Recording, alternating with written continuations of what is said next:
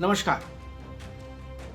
प्रधानमंत्री नरेंद्र मोदी ने भाजपा की राष्ट्रीय कार्य परिषद की बैठक में जब से ये कहा कि लोकसभा चुनाव के लिए उम्मीदवार तय करते समय ध्यान रखिए कि उम्मीदवार व्यक्ति नहीं, चुनाव चिन्ह होगा, कमल का फूल होगा, व्यक्ति महत्वपूर्ण नहीं होगा।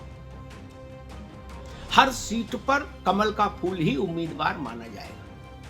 तब से उत्तर प्रदेश में भाजपा के भीतर जो वर्तमान सांसद हैं लोकसभा के, उनके भीतर एक अजीब सी छटपटाहट तैर रही है। स्वाभाविक है, जब प्रधानमंत्री ने एक कसौटी तय कर दी, एक मानक तय कर दिया कि व्यक्ति महत्वपूर्ण नहीं है, हम किसी भी व्यक्ति को उम्मीदवार बना सकते हैं और किसी भी मौजूदा सांसद को अनिवार्य सेवानिवृत्ति दे सकते हैं कि भाई अब संगठन का काम करिए। ये छटपटाहट इसलिए और भी ज्यादा है क्योंकि देश भर में राज्यसभा के लिए भाजपा ने जिस ढंग से उम्मीदवारों को चुना है, उसमें करीब 90% नए उम्मीदवार दे दिए। कुछ रिपीट किए, लेकिन 90% ऐसे हैं जो नए दे दिए। पुरानों से कहा आप रह लिए ना एक बार, अब आप वापस आ जाइए, अब दूसरा रहेगा। ये ट्रेंड नया है। पहले क्या होता था, आप प्रभावशाली हो गए, एक बार राज्यसभा हो गए तो 4 बार, 5 बार, 6 बार, 7 बार का रिकॉर्ड बना रहे हैं। लोकसभा में एक बार टिकट पा गए, जीत गए, तो ये 5 बार के सांसद हैं, ये 6 बार के सांसद हैं, ये 8 बार के सांसद हैं। ऐसे तमगे आपके कुर्ते में लगते जाते थे और एक जिला 2 जिले के परिक्षेत्र में आप राजा की तरह काम करते थे। पूरी पार्टी आपकी जेब में होती थी और सरकार हो अपनी पार्टी की तो सरकार भी आपके जेब में रहती थी। जिले में 2-4 जिलों तक आपका भौकाल रहता था। क्यों? क्योंकि कहा जाता था भाई 5 बार के सांसद है, 6 बार के सांसद है, 4 बार के राज्यसभा है। नरेंद्र मोदी ने इस व्यवस्था को तोड़ने का फैसला कर लिया। अब बार बार परिवर्तन होगा, अनिवार्य परिस्थितियों में ही रिपीटिशन है, अन्यथा रास्ता छोड़िए, दूसरे को आने दीजिए। इस अघोषित नियम से भाजपा के वर्तमान सांसदों में बड़ा छटपटाहट है उत्तर प्रदेश में। हालांकि खुल के तो कोई कुछ नहीं करा, चूंकि मामला उत्तर प्रदेश का है, जहां से खुद प्रधानमंत्री हैं, लोकसभा के सदस्य। एक सीट उनके जहन में है, उनकी निगाह में है और उनके फाइनल अप्रूवल उन्हीं का होगा, किसको लड़ना है, किसको सेवानिवृत्त हो जाना है। लेकिन फिर भी जो अंतःपुर में सुगबुगाहट है, वो ये बता रही है कि लगभग दर्जन भर से ज्यादा सांसद इस बार शायद टिकट नहीं पाएंगे। उनको सेवानिवृत्ति का दुख या सुख जो माने वो भोगना होगा। उनकी जगह नए लोग उम्मीदवार होंगे। पार्टी ने ऐसे नए लोगों को संकेत भी देना शुरू कर दिया है कि भाई तैयारी रखिए, मुस्तैदी से कमर कस के मैदान में रहिए। भारतीय जनता पार्टी जान रही है कि इस वक्त वो उतने सशक्त स्थिति में है, उतनी सशक्त स्थिति में है कि वो प्रयोग कर सकती है। पार्टियां जब कमजोर स्थितियों में होती हैं तो वो प्रयोग नहीं कर सकती, उनके पास प्रयोग करने का अवसर ही नहीं होता, वो जोखिम नहीं उठा सकती। तब उनके लिए होता यथास्थितिवादी नहीं। मोदी इस यथास्थितिवाद को तोड़ने के लिए प्रतिबद्ध है।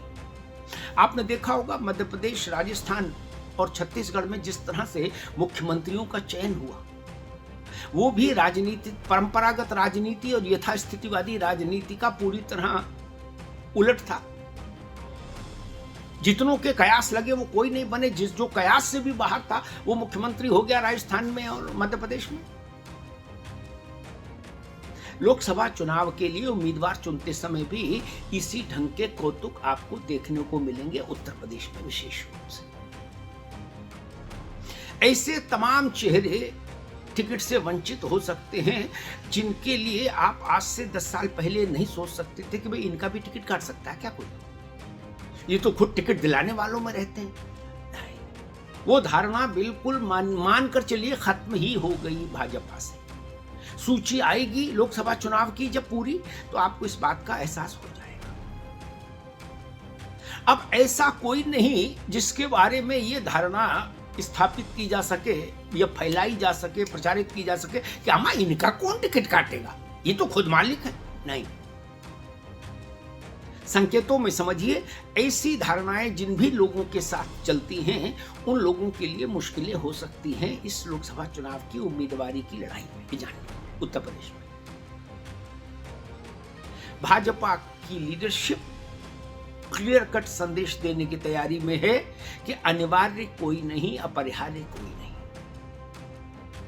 एक और दूसरी चीज, परिवर्तन होते रहना चाहिए, नया नेतृत्व आते रहना चाहिए। जो सीटें बहुत ज्यादा मजबूत हैं भाजपा के लिए, भाजपा वहां प्रयोग ज्यादा करेगी। उत्तर प्रदेश में ये लिख कर रखिए, जहां उसके पास 50-55% वोट है, जिस सीट पर जहां वो 2 लाख, 2.5 लाख, 3 लाख की मार्जिन से जीती है 2019 का लोकसभा चुनाव, पार्टी वहां पर बड़े स्तर पर प्रयोग करने जा रही है, खासतौर पर नए नेतृत्व को लेकर। वो मानती है कि वो मैदान सुरक्षित है, वहां प्रयोग किया जा सकता है, प्रयोग से पार्टी को लाभ ही होगा, कोई नुकसान नहीं होगा, क्योंकि वहां पार्टी का प्रतिबद्ध वोटर 50% के लक्की लक्ष्मण रेखा के पार है। तो वहां छोटे मोटे फ्लक्चुएशंस का कोई फर्क जय और पराजय पर नहीं पड़ेगा। इसलिए अब दिल थाम कर बैठे भाजपा के वर्तमान लोकसभा के सदस्य उत्तर प्रदेश से, और वो तमाम लोग जो टिकट चाह रहे हैं, जो उम्मीदवारी की इच्छा रख रहे हैं, उन सब लोगों के लिए भी ये संदेश है नरेंद्र मोदी का राष्ट्रीय परिषद के मंच से कि आप सब अपनी कमर कस के अपने लिए अपनी दौड़ भाग तेज कर दीजिए, क्योंकि पार्टी के लिए अनिवार्य कोई नहीं। ये संदेश मोदी ने दे दिया। कमल का फूल व्यक्ति नहीं, चुनाव चिन्ह। तो जब कोई भी लीडर ये कहता है कि व्यक्ति नहीं चुनाव चिन्ह, तो इसका जो व्यवहारिक अनुवाद होता है वो क्या होता है? वो यही होता है कि कोई भी व्यक्ति इतना बड़ा नहीं कि पार्टी जिसको रिप्लेस न कर सके। बस उत्तर प्रदेश में वही होने जा रहा है।